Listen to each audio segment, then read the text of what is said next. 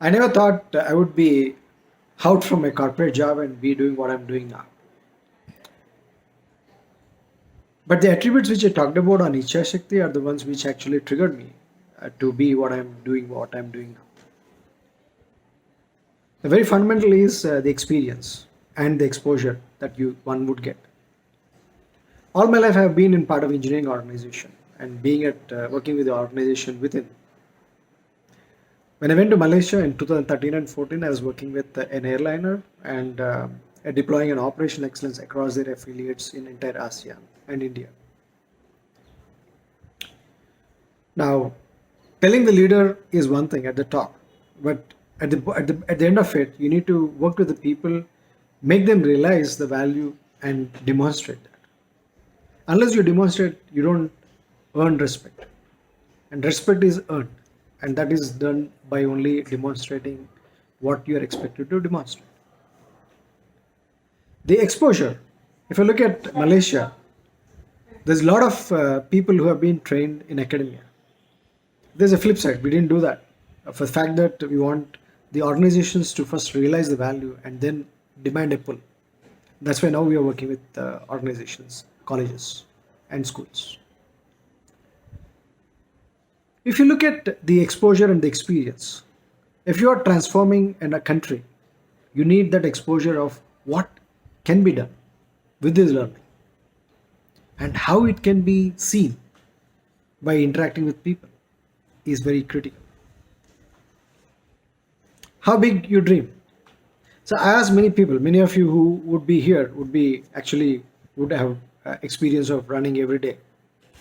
But if I ask you, how many of you ever dreamt that you want to beat Usain Bolt? I'm sure not many, maybe one in lakhs. If someone would have thought about it, they would have been there pretty much now.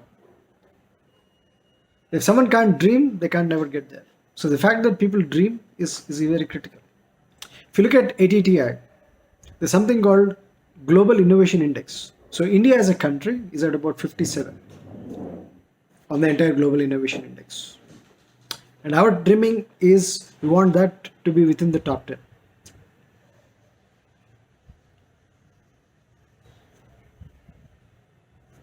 Now, understanding circumstances and unrealistic goals. One of the goals that we have set is essentially to groom about 5,000 innovators. If you look at country, the need is to innovate. There's no substitute for that. But there should be some measure that we can reflect back and say, yes, we have contributed. And you can put something very meaningful, very measurable. I mean, in the sense that you have your comfort zone there. The question is how quickly you can push your comfort zone out. And very importantly, the mindset. I work with large corporations. And what I'm talking about is not the outliers. Outliers are always there. Good. I'm talking about the critical mass. You take a bell curve, outlier. No, I'm talking about the center one. The folks here would look at the folks there. Now, the psyche has been affected badly.